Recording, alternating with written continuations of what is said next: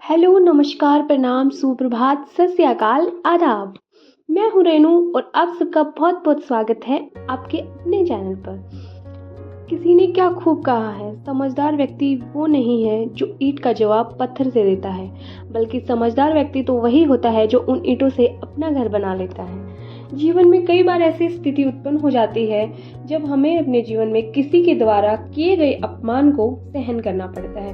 कई बार अपनी गलती के कारण, कई बार बिना किसी गलती के कारण। हालांकि अपनी गलती के कारण होने वाला अपमान सहनीय होता है, लेकिन बिना किसी गलती के अपमानित होना पड़े तो सहना मुश्किल हो जाता है। कई बार लोग अपने हुए अपमान का उसी की भाषा में जवाब दे देते हैं और कुछ लोग चुप होकर बर्दाश्त कर जाते हैं। आचार्य चाणक्य कहते हैं, जब भी हमारा कोई अपमान करता है कभी भी उसकी की भाषा में जवाब नहीं देना चाहिए। उसका काम तो है हमें उकसाना, इसलिए अच्छा यही है हम शांत रहें और उस इंसान की तरफ देख के मुस्कुरा दें, थोड़ा सा बिना कुछ कहे, क्योंकि एक समझदार व्यक्ति किसी को अपमानित नहीं कर सकता, ना ही किसी को नीचा दिखा सकता है। तो इसी पॉजिटिव थॉट के साथ आज हम शुरुआत करते हैं अपने दिन की। बड़ों को प्रणाम, छोटों को प्यार और आप सबका स्वागत है। आप सबकी दुआ से मैं बिल्कुल ठीक हूँ और आशा करती हूँ कि आप सब भी अच्छे होंगे। और अब हम पहुँच चुके हैं श्री कृष्ण जन्मभूमि मथुरा में। देखिए, ये है गेट नंबर 2। तो यहाँ से पार्किंग का कुछ दिख नहीं रहा था तो हम आगे चले गए। आगे जाके हम गेट नंबर 3 से गए थे। यहाँ पे मोबाइल फ़ोन अंदर ले जाना अलाउ नहीं था, तो यहीं पे पहले मोबाइल और बाकी जो सामान था वो जमा करवा के फिर उसके बाद हम अंदर गए थे। तो अंदर जाने के बाद हमने खूब अच्छे से दर्शन किए और सब कुछ अच्छे से देखा। उसके बाद हम बाहर आके हमने खाना खाया और निशी की तबीयत थोड़ी ठीक नहीं थी। और उसके बाद जब हम बाहर से निकले तो वहाँ 10:30 या 11 बजने वाले थे। तो कोई और मंदिरों की टाइमिंग सूट नहीं हो रही थी, तो हमें जहाँ हमने खाना खाया था तो जो होटल के ओनर थे उन्होंने बताया कि आप रमन रेती के लिए चले जाओ, वहाँ पे अभी टाइम है 12 बजे तक। तो हम आ गए अब रमन रेती।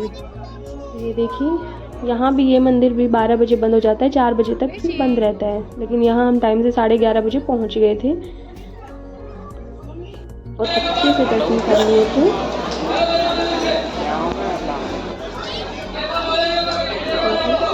काफ़ी अच्छा लग रहा था। और कहते हैं यहाँ पे श्री कृष्ण अपनी बाल लीलाएं करते थे और यहीं पे इसी मिट्टी में खेलते थे। तो यहाँ पे बहुत सारे लोग, आपको जो भी यहाँ आता है वो मिट्टी में लौटते हुए अपना घर बनाते हुए आपको देखने को मिल जाएंगे। पीछे सब ऋषियों के आश्रम बने हुए थे।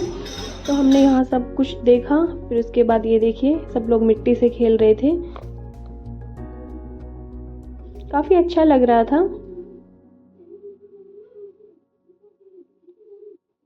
उसके बाद निशी ने भी खेला। ये देखिए, कोई घर बना रहा था, सब लौट रहे थे मिट्टी में।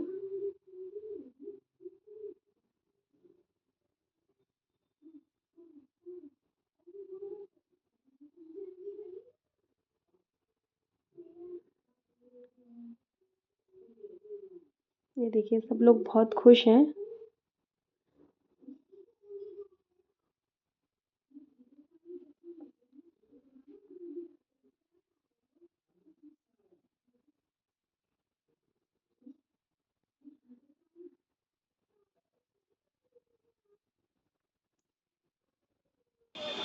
तो उसके बाद हम आ गए बाहर। बाहर जस्ट सामने में ही काला हिरन और बाकी और सब भी एनिमल्स भी थे इसमें, और बर्ड्स भी थे। तो उनको देखने में लग गए और उन्हीं को खाना खिलाया निशी ने थोड़ा सा।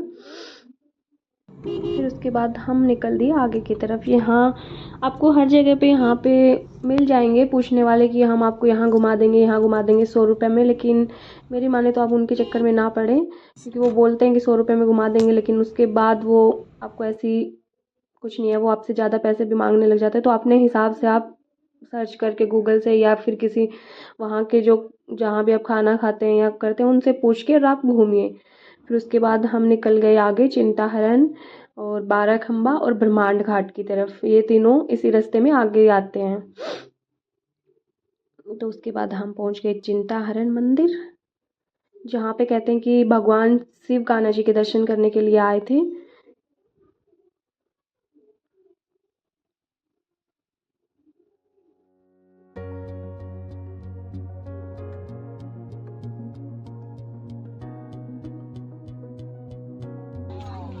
हम पहुँच चुके हैं मंदिर में। यहाँ पे शिव मंदिर है बहुत बड़ा।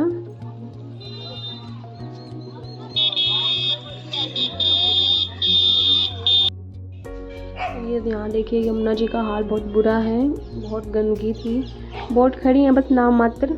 यहाँ पे पानी का लेवल भी काफ़ी नीचे था और गंदगी काफ़ी ज़्यादा गंदगी हो रही थी। तो इसलिए हम जहाँ भी जाएं हमारी खुद की जिम्मेदारी है कि हम ऐसा कुछ वहाँ पे कचरा या कुछ भी ऐसा ना फैलाएं, क्योंकि हम लोग एक एक करके डाल देते हैं फिर वो बहुत सारा इकट्ठा हो जाता है। इसलिए सब लोग अपना अपना अपने रखिए। यहाँ मंदिर की भी सफाई चल रही थी तो इसलिए पूजा के लिए वेट करना पड़ा। फिर उसके बाद हम सबने करी पूजा और हम आ गए बाहर।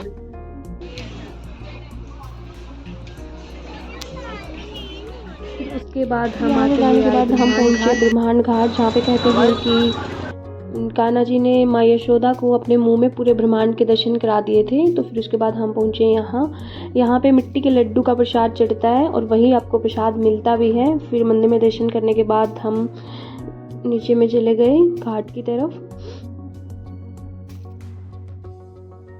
वहाँ जाके कुछ फ़ोटो वगैरह लिए हमने और फिर हमने की बोटिंग। यहाँ काफ़ी पानी का लेवल भी ठीक था और पानी भी साफ़ था। वहाँ से अच्छा था, चिंता हरण से यहाँ अच्छा था। ये देखिए फिर हमने यहाँ की बोटिंग। निशी की तबीयत वैसे ही थी जैसे पहले व्लॉग में बताया था आगरा फोर्ट वाले में, ख़राब ही थी, ज़्यादा अच्छी नहीं थी। तो इसलिए हम इसके बाद हम कहीं नहीं गए। इसके बाद हम फिर सीधा वृंदावन के लिए निकल गए, क्योंकि उसको काफ़ी नींद आ रही थी और आंखों से पानी आ रहा था। उसके बाद हम कहीं नहीं गए।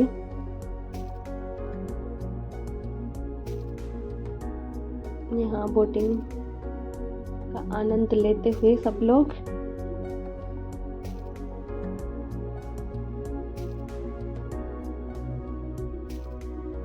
अगर आप भी मथुरा वृंदावन आने का सोच रहे हैं तो एक तो टाइम लेके आएँ, 3 दिन तो कम से कम, तब जाके आप अच्छे से सब जगह पे घूम सकते हैं। और एक पहले से ही प्लान करके आएँ, सब सर्च करके कि हाँ यहाँ जाना है, तो मेरे हिसाब से काफ़ी अच्छा रहता है। बाकी अच्छा रहा, हम लोगों ने भी जितना जहाँ हम गए खूब अच्छे से दर्शन किए, अच्छे से सब अच्छा रहा। तो आशा करती हूँ कि आपको व्लॉग पसंद आया होगा। पसंद आया हो तो आप लाइक करें, शेयर करें, सब्सक्राइब करें चैनल को। सबको राधे राधे।